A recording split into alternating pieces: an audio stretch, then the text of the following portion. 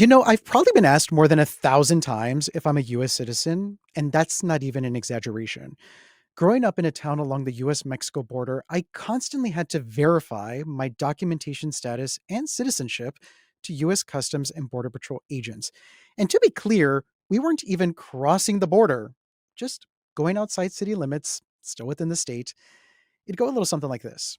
My family and I would drive to an inspection point where an armed, uniformed officer would approach the car window. Upon lowering it, they'd promptly ask, US citizen? To which we'd each respond, yes, US citizen. And that was it, unless my late Theo was traveling with us. Because he was a permanent resident and not a US citizen, he'd quietly hand over his green card and await further questions, which never really happened. But then again, I'm talking more than 10 years ago.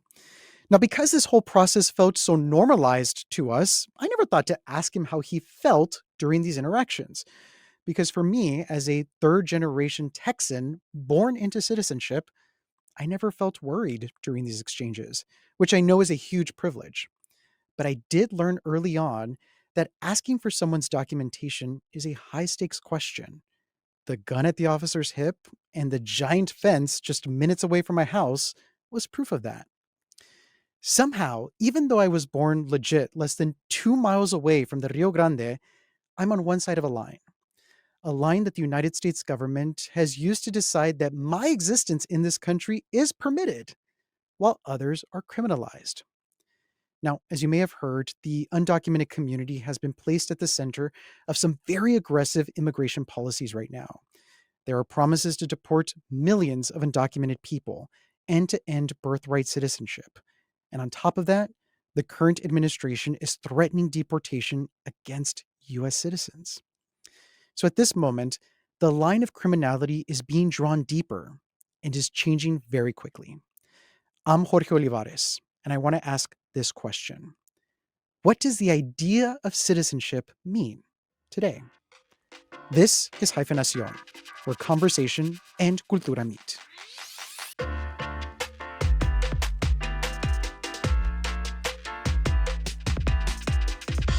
So, joining me today to have this conversation are two people who have written extensively about the issue of documentation and citizenship.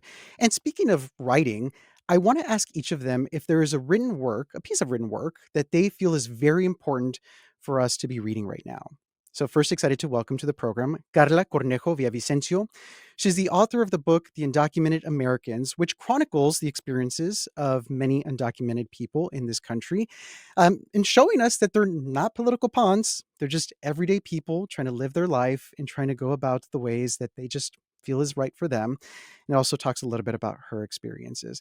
So, Carla, thank you so much for joining us today. And I want to ask if you have a recommendation for our listeners. Hello, thanks for having me. I would recommend Pedro Lemebel's My Tender Matador, or in Spanish, it's Tengo Miedo Torero.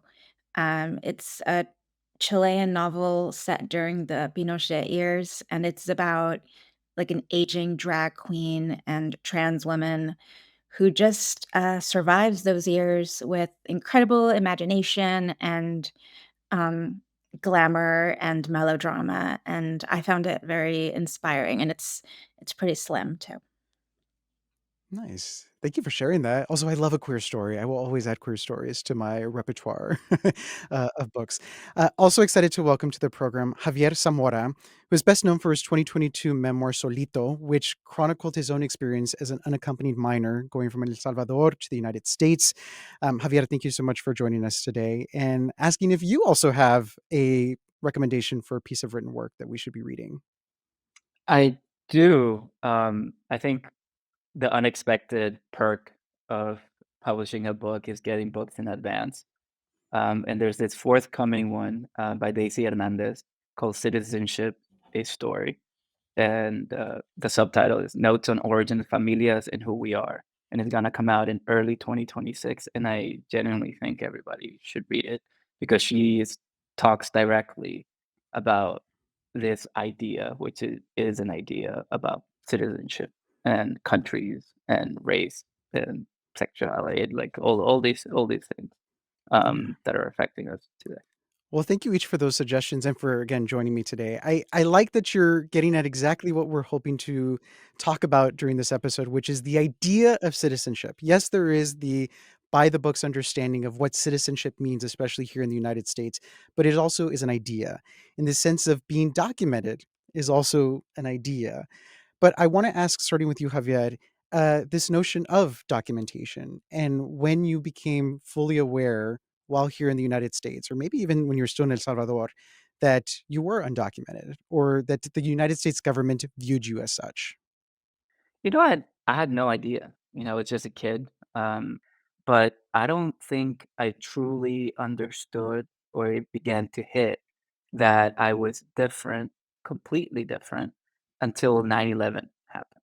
Um, Around that time, my parents were hoping, that because they had fled a war-torn area, that and they had applied to this thing called a NACARA and political asylum. My dad was one of these, immigrants, and I think 'cause he's a man, that he was very sure that the green card was gonna arrive at the mailbox, and he didn't hire a lawyer, and it's by sheer bad luck that our appointment happened the 1st week of October of 2001. And so then my first instances of understanding that, oh, like we have to be afraid is that we had a huge break because when you interview, you're always down to just one person. And it's usually for us, it has always been a white man who has to like validate whether your story and your testimony is true. And he thought that our story wasn't true, but he did instead of directly sending us to deportation, he did allow us, to go seek a lawyer immediately. And so I'm Mm. 11 years old, and I remember running through downtown to the financial district of San Francisco looking for an immigration lawyer that would help us stay. We were under deportation proceedings, but somehow we stayed. And again, I was 11, and it wasn't until I got to college that I completely began to, like, read and understand what my family's, legal story was. Thank you for sharing that experience. I want to ask you, Carla, if you remember growing up, just how you had to navigate this status that had been placed upon you by the government and by people who didn't know where you were coming from, where your family was coming from. It felt to me like one other level where adults had disappointed me, and, I Mm. was now put in a place of, uh, non-safeness and no lack of safeness. I would equate being undocumented with feeling perpetually unsafe. Is not necessarily the same thing as feeling always afraid, but you're certainly always unsafe, you're always precarious, and I knew that. Just as I knew that as a girl, like, I could be abused by a man at any time, as an undocumented girl, I felt like the state could do anything to me at any time as well. So it was, it was, scary growing up. Yeah. I I think this issue of safety is what most people forget when we have this much larger conversation about immigration, is that there is an element of feeling unsafe that folks are trying, whether in their country of origin, even here in the States, that they're trying to relieve themselves of this feeling of, my God, why can't I just not be so tense all the time? But it's because outside forces are making you be tense. Um, Part of the thing that I guess you learn early on, even when you are not undocumented, I'll say is I understood this issue or this notion of papeles and that documentation needed to exist. And so I'm curious, Javier, if this just the language of papeles resonates with you or means something with you, and if it did at a very early age. That word citizenship, I think I learned in school. The first instance was my parents, when I mentioned, "Oh, the green card's gonna come," he didn't even say the word green card. It was, "Los papeles van a llegar. Nos van a mandar los papeles." So, like, this idea of a piece of paper. It's not like to me, I think as a 9-year-old, learning English, and then 10-year-old, I still didn't understand. I knew I was different, and I knew that I couldn't tell my friends because my parents told me not to tell anybody how I had gotten to this country. By 10, 5th, 6th grade, I also learned a story to tell people that I had been born at the local hospital. And but all of these things are like I still didn't understand this idea of citizenship. What I did understand was that I didn't have a piece of paper. And usually as a 9, 10-year old, that piece of paper was a birth certificate that Mhm. didn't say that I had been born in this country. But I had a birth certificate that said that I had been born in El Salvador. I'm curious, Carla, kind of similar to what Javier just mentioned. Did you create certain stories or narratives? You also mentioned the issue of safety, like to protect yourself, to protect your mental health, just so that way you knew that nobody would be able to figure something out that could then be used against you. Sure. I mean, that's when I started like my campaign of personal misinformation. I don't really give people like access to myself. And that is obviously something that I learned. I don't deceive, but I also do not feel like the world is entitled to my interiority. And it's the one thing that I've had that has belonged to me, has just been my mind. And so I'm very protective of it. And I think growing up, I learned how to have conversations, or I learned to navigate social situations while staying safe, right? And some of that involves knowing when to be invisible and knowing when to stand out a little bit more. Learning how to have like a pretty intuitive understanding of that. And I mean, I guess that's part of the story. It was that I was just like an elusive chanteuse. And if I can here, I think, Carlos's, book was published, before I published anything in prose, and I did those were the parts of your, book, Carla, that really spoke to me because I had never really read anybody, like, address this almost, like, superpower that we don't want, but we learn in order to Yeah. remain safe, and that is, like, exactly what it feels like, and I think, that term that you just mentioned, I think it's brilliant, and it helped me even as a 30-year-old man begin to learn something of how I had lived my life for 20 years up to that point. That's really sweet, Javier. Thank you. I want to pull this, what Carla just said about the invisibility and the visibility dynamics. I'm curious, Javier, about your own navigation of invisibility and visibility and when you realized you preferred one over another. For me, my personal answer is it precedes any form of citizenship or what we're talking about today. For me, I think like most stories begins in the relationship that you have with your parents. For me, my dad was absent for my first 9 years of my life, but my mom was there, but then she left.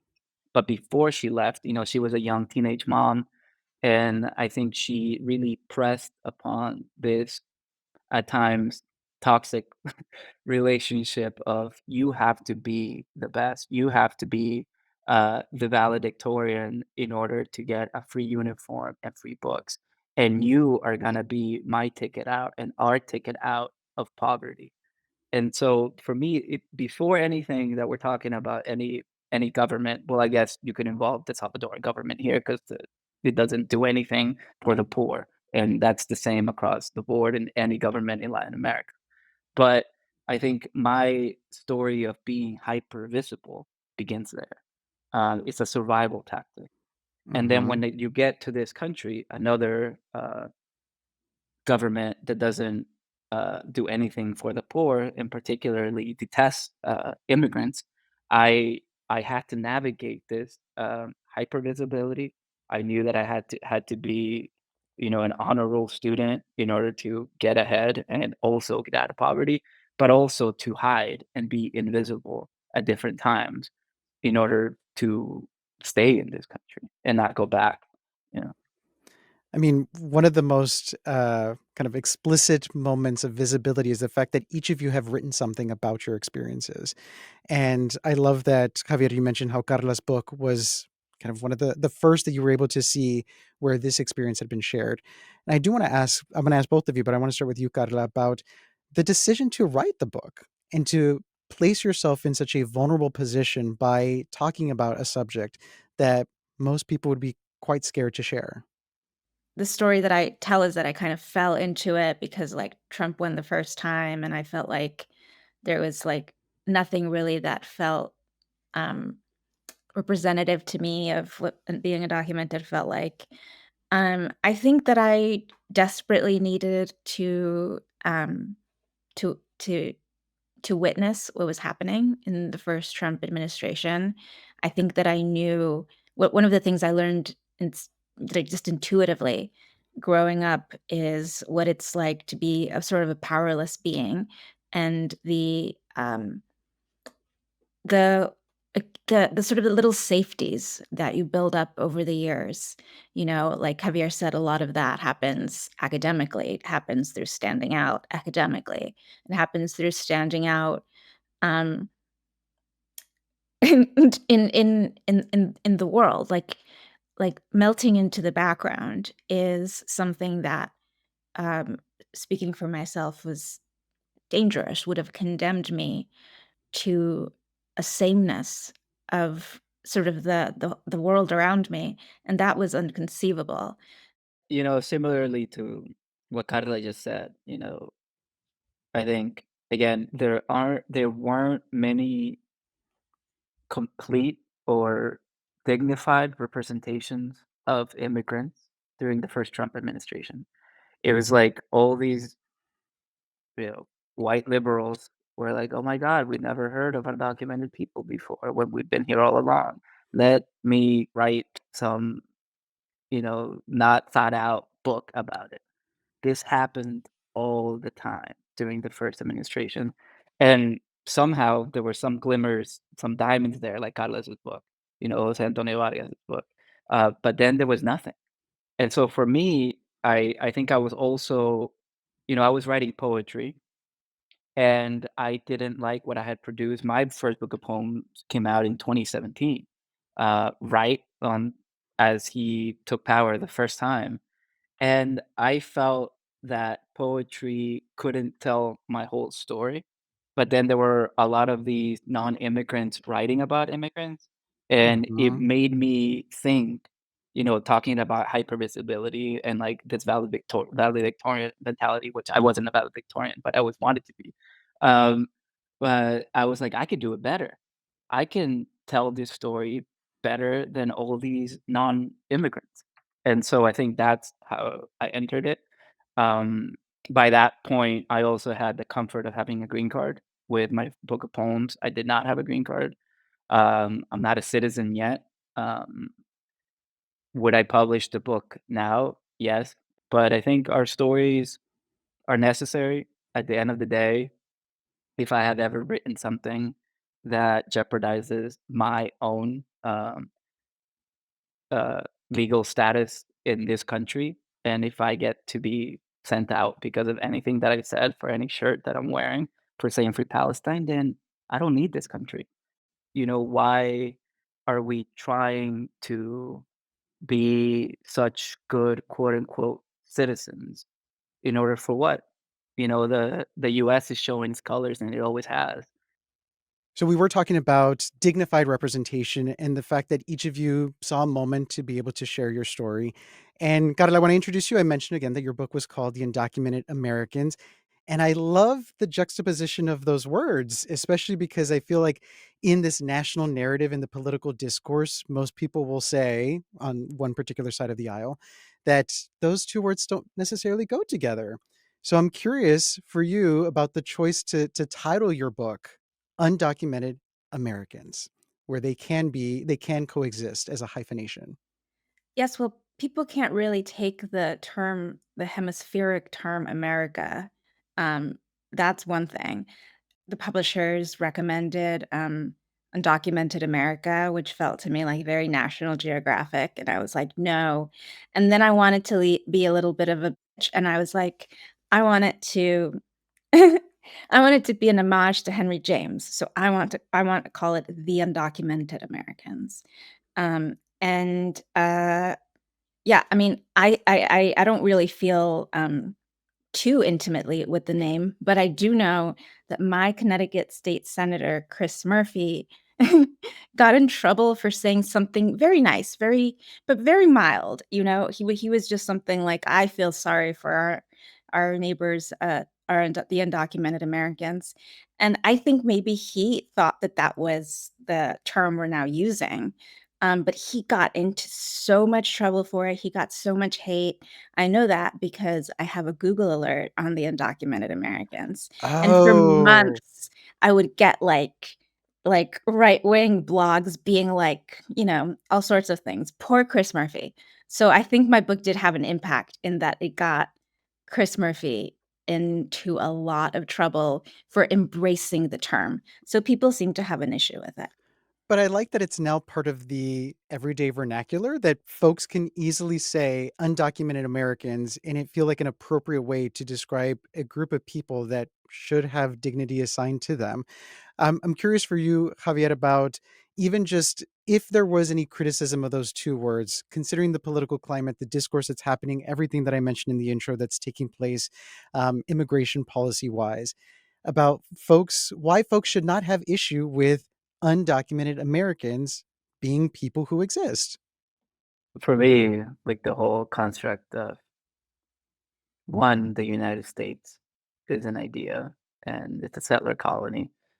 Um, and two, even the Americas, it's all of them. And from when you don't grow up in the United States, that's what you get taught in school. This is everything is Las America. Hmm. And then you come here, and I was so confused when people born in the country refer to themselves as American. I'm like, you're not. Um, we all are. So I don't have a problem with that.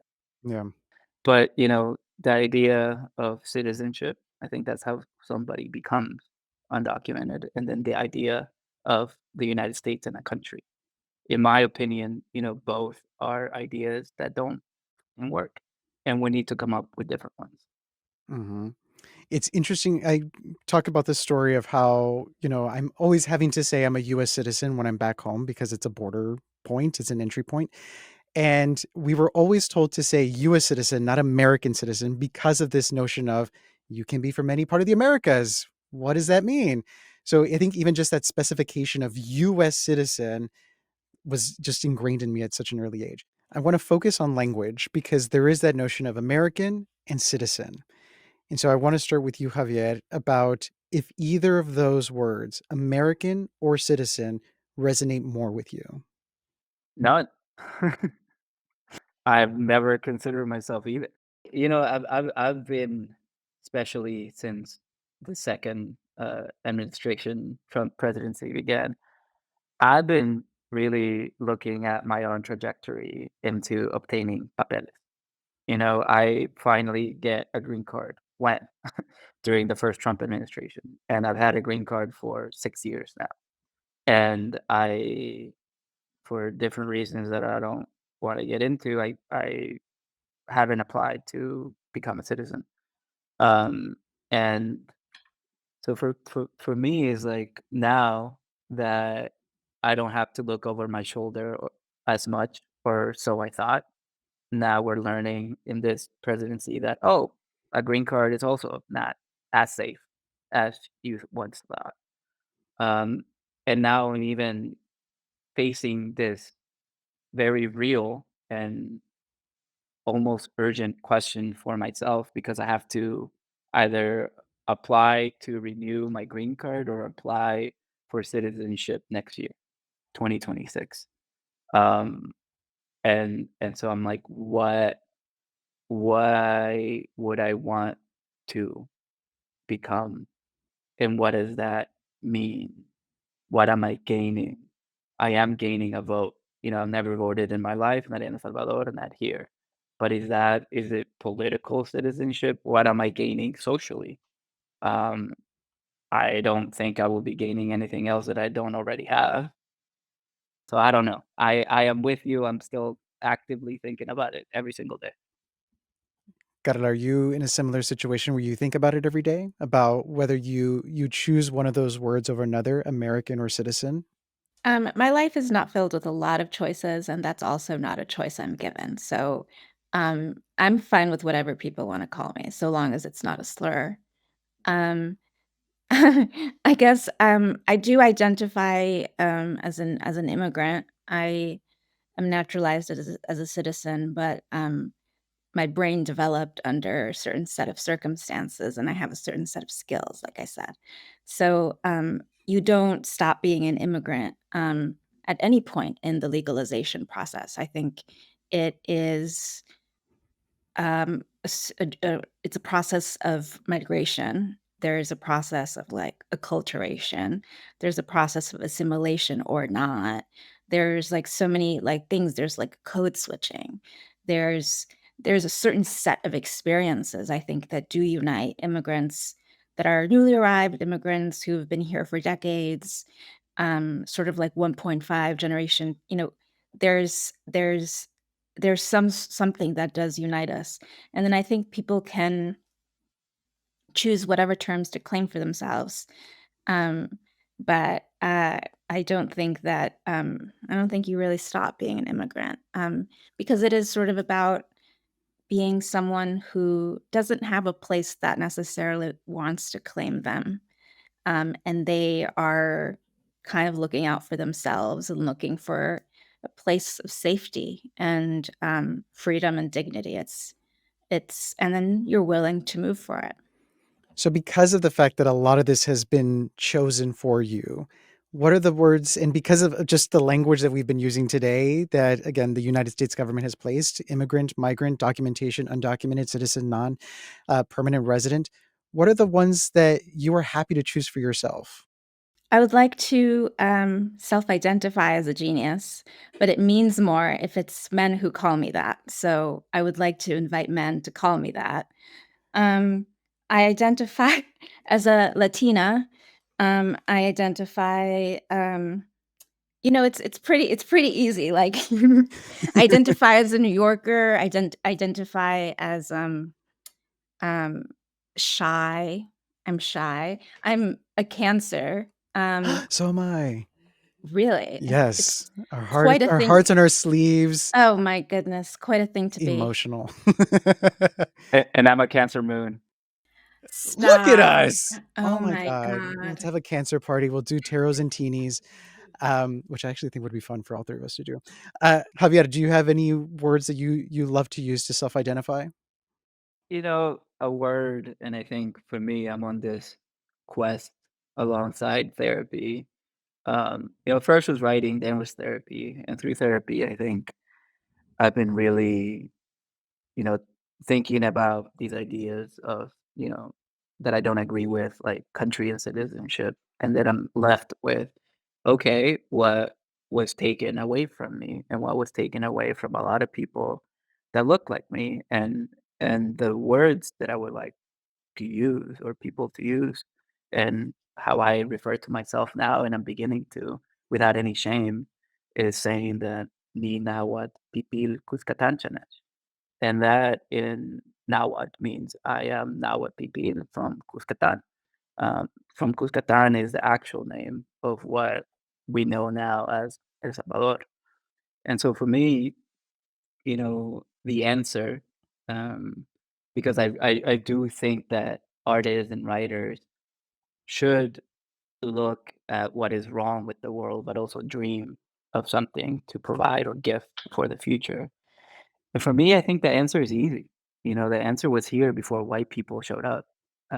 And we should begin to unlearn all of these things that we have been shoved down our throats for 500 years by predominantly white men. And so it has taken me a long time. It took me 30 plus years for me to even begin to identify as native, as indigenous, Yeah. which I also am. And I think a lot of us in the Latina community are still carrying that shame of being part black, part indigenous, and we want to be proud of like the small percentage of Spanish or like European blood that we have. But that's not the answer. You know, that is the poison that we carry within us, and we do. I do want to focus and pivot us a little bit to the future. And I want to ask in this moment, what do you think we have started to understand, if anything at all, or what is exposed now about the idea of American citizenship? Is it everything that people are making it out to be? I think the empire is crumbling. We can see it. Um, I think the settler colonial colony that the United States is showing its framework. We are seeing what a settler and colonial mindset does to those who are indigenous to the land. And so, what is left for the future? Again, for me, the future is looking back and imagining a Turtle Island or the Americas before any white man came here. That is where the answers lie. Carla, are you optimistic about what we can anticipate, not necessarily in this current administration, but for the years to come, the next 20, 30 years, um, will the will the conversation surrounding citizenship and people who are undocumented, do you think it'll change or will it be kind of what we've experienced for generations? I mean, I'm optimistic every day because that's what keeps me going and that's what keeps me alive and committing to the human social experiment. But I definitely don't believe in a utopia ever materializing. I think human beings are bad and selfish and desirous of power in ways that cannot really be trusted. Um, and so, what do I think? I think that one thing, like one small thing, is getting young, progressive, Latinas in this case, because the boys have got a problem, you know? But pursue politics, go into politics. Don't think of politics as dirty and not worthy of your pristine spiritual, like moral spirituality. This is something that happened slowly and it happened over time and it involved the participation and non-participation of a lot of people. And so I would say we need to have people who believe in democracy, even though it might be an illusion and it might be a myth and it might be a pyramid scheme, like so many things are, like love or religion, like faith. These are things that become real because you all participate in a collective delusion about it. And so I think that people who care to participate in the delusion of democracy when you could participate in the delusion of many other things. They should run for office. They should become judges. They should become lawyers. They should become doctors who work at free clinics. How do you use yourself and your safety if you are a person who is safe to contribute to the safety of people who have literally no rights? I want to thank both of you for sharing a lot of yourselves, a lot of your experiences, and providing your insight on this very difficult topic, especially because of what's happening politically in the world. If you want to follow them and get any of their works, all you have to do is go to our show notes. We will show you how to follow them on social, buy their books, support everything that they've got going on. So please do that. And also, if you want to send us any information about your own story or anything you want to see represented on Hyphenación, just email us at hyp@kqed.org. But thank you both so much for your time, for your energy, for your activism, for your works. And I appreciate you and I appreciate your time. And thank you all for listening. Hasta luego.